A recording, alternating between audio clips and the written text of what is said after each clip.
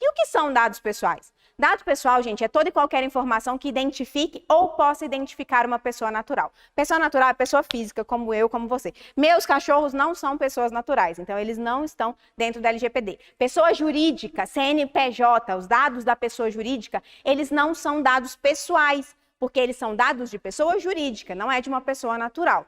E aí, quando a gente fala que identificam ou possam identificar uma pessoa, o que isso significa? O identificam é o senso comum, o óbvio, tá? O óbvio do óbvio do óbvio, que é nome, CPF, identidade, título de eleitor, todo mundo sabe que isso é dado pessoal. Os dados que identificam, eles são aqueles dados que qualquer pessoa no senso comum sabe o que são.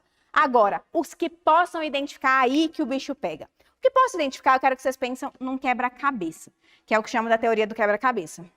O quebra-cabeça, gente, ele é um jogo, né? Que na hora que você olha para a capa do quebra-cabeça, você vê a capa do quebra-cabeça, você consegue enxergar a imagem que você vai ter que montar. Só que quando você pega as pecinhas, uma pecinha sozinha, ela não é capaz de identificar uma pessoa, né? Identificar uma imagem, desculpa. Você tem que juntar essa pecinha na outra, e tem que juntar na outra, e tem que juntar na outra, para que você seja capaz de ver uma imagem. E é assim que funciona com os dados identificáveis. Um dado sozinho, ele não é capaz de identificar uma pessoa. Mas na hora que eu vou pegando esse dado e juntando com outros, eu sou capaz de identificar uma pessoa. Vamos pensar no seguinte: humorista, tá? Homem. Falecimento por Covid. Vocês sabem de quem que eu estou falando? Vocês sabem que eu estou falando do Paulo Gustavo, provavelmente, que nos deixou recentemente com essas informações. Então, vamos supor que no prontuário médico do Paulo Gustavo não tivesse ali o nome, tentassem, por exemplo, tirar o nome dele, mas deixassem outras informações. Tirassem o nome, tirassem o CPF, tirassem a identidade. Mas tem outras informações ali. Se aqueles dados fossem pegados e unidos, fossem pegos, né? E unidos, esses dados poderiam ser capazes de identificá-lo. Então, a gente precisa sair do senso comum. Então, quando você vai fazer o mapeamento num programa de adequação, você tem que se atentar a isso.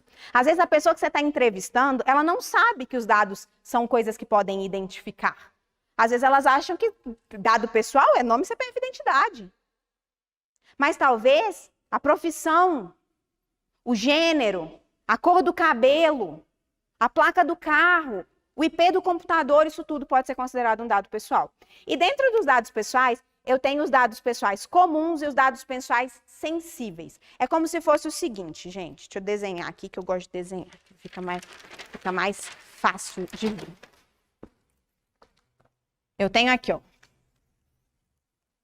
É como se eu tivesse dentro desse círculo, fosse a categoria de dados comuns. Então, todos os dados pessoais, eles têm essa caracterização de dados que identifiquem ou possam identificar. Então, eu tenho aqui a categoria de dados pessoais, tá?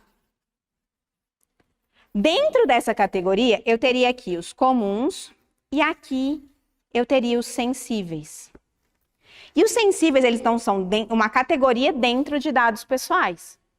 E eles são dados, gente, que a lei olhou para eles e falou assim, cara, esses dados, eles têm uma peculiaridade em comum e essa peculiaridade é uma vulnerabilidade. Eles têm uma vulnerabilidade em comum.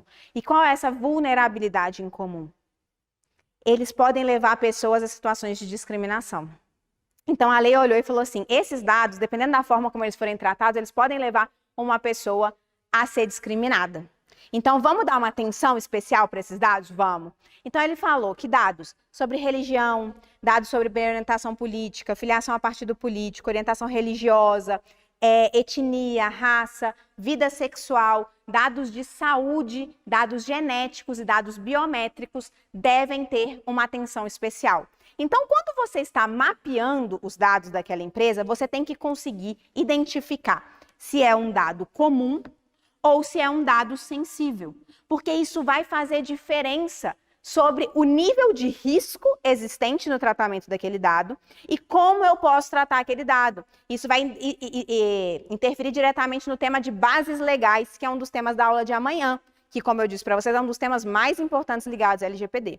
Então, toda vez que eu tenho um dado sensível, um alertinha tem que bater aqui na minha cabeça. tá? Então, esses dados, eles são especiais. E os dados de saúde, genéticos e biométricos, eles entram em dados sensíveis. Dados genéticos e biométricos, gente, eles podem te identificar para o resto da sua vida. A sua digital, ela nunca vai mudar. Então, uma empresa que tem sua digital, ela te identifica para o resto da sua vida com um dado só.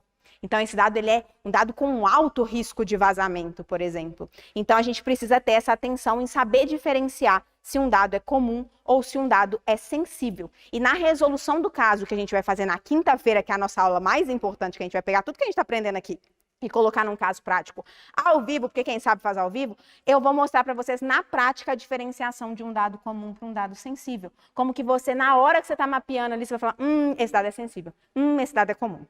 Beleza?